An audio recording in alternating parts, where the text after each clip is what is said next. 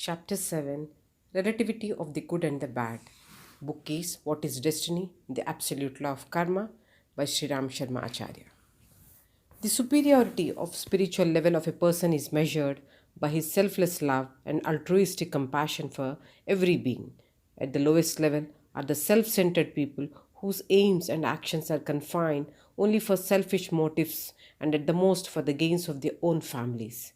A dacoit doesn't rob members of his family. A thief doesn't commit theft in his own house or even in the house of a close friend in the neighborhood. Welfare activities of a social worker generally pertain to a particular type of work, to a particular class or community. A true spiritual master works for the welfare and ascent of all beings.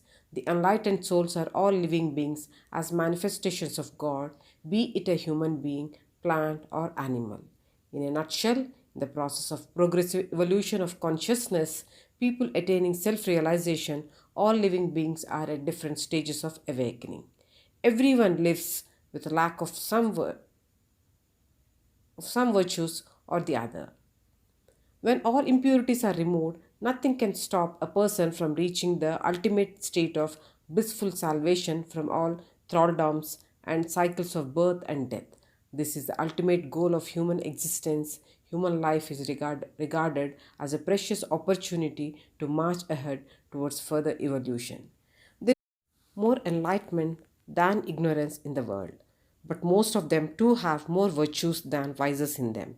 We should keep in sight only the goodness of the world, enjoy the beauty of the virtues, and work for the enhancement and expansion of virtuous tendencies. Para ends. Nature has made a provision of cyclic occurrence of day and light to teach us how to behave in the world. During the day, we keep awake, take advantage of the sunlight for working, and prefer to live in an illuminated place than in darkness. Light gives us the advantage of acquiring knowledge through sight. When darkness of night descends, we go to sleep or, if required to work, use artificial light. Because of the natural structure of eyes, man intrinsically prefers to live in an illuminated environment. Light makes our perspective illuminated. In the light, we clearly see objects as they are and dispel our ignorance about them. It shows that we should ignore the dark side of the world and illuminate our outlook by preferring to look only at the brighter aspects of the human personality, that is, good qualities and potentials. Parents. We should make an endeavor to enjoy, imbibe, and encourage the good qualities of a person. This doesn't mean that we close our eyes to the blemishes. Be aware of the vices, but do not get involved in them.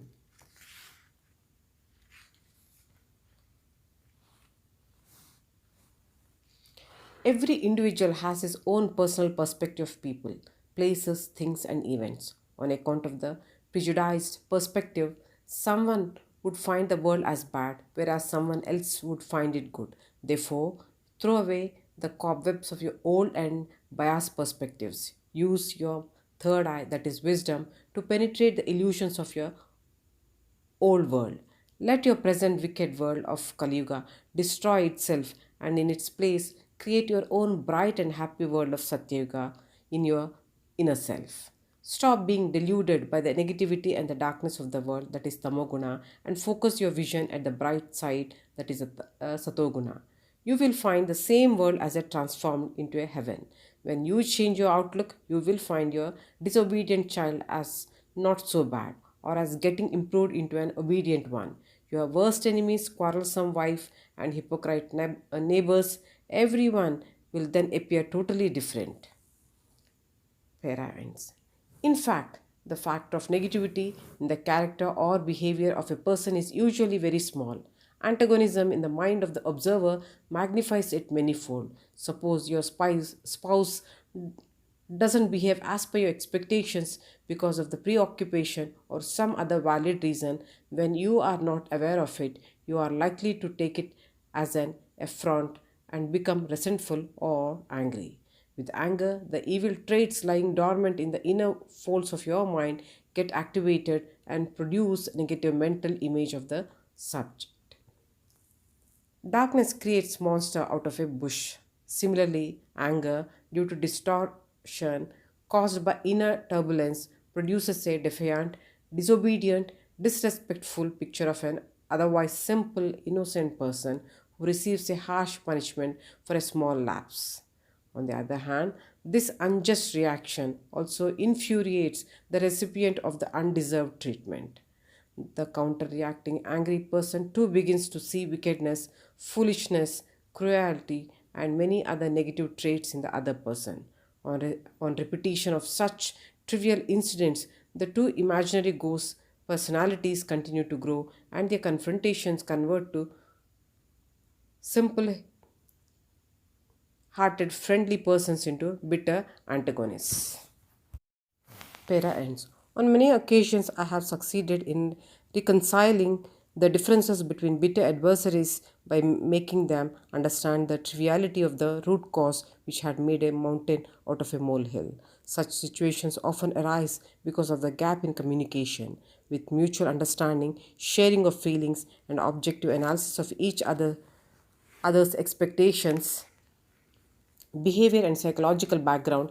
90% of the estrangements can be amicably resolved. In fact, the factors responsible for such estrangements are very minor. We may compare their incidence with with the quantity of salt in our food. Salt and pepper themselves are distasteful, but a small quantity of these makes food palatable. Occasionally, cooling off of warmth in close relationships is required to break the monotony of life. With mutual trust, we maintain relationship with deeper understanding and warmth. It has already been discussed earlier that since birth, the subtle body of everyone brings with it many imperfections and traits of its past lives, including those in subhuman species. Para ends. A newly born human child is very little qualified to live among human beings. He falls asleep any time during the day, keeps awake during nights, soils the clothes, and makes loud hues and cries for his biological needs of fondling, food, and water. Nevertheless, neither these baby tantrums disturb the household, nor does addition of one more member make the house unlivable or uninhabitable. On the contrary, the innocent and immature child becomes a means of entertainment for the family. The morally less evolved persons of a society should be treated in the same way. Para ends. For evolutionary growth of the soul or the life energy, it is the duty of the wise to work for the progress of the other persons who are at lower stages of soul growth and encourage them to work for their own upliftment. Wickedness will always be there in this world. There is no reason to be afraid of it.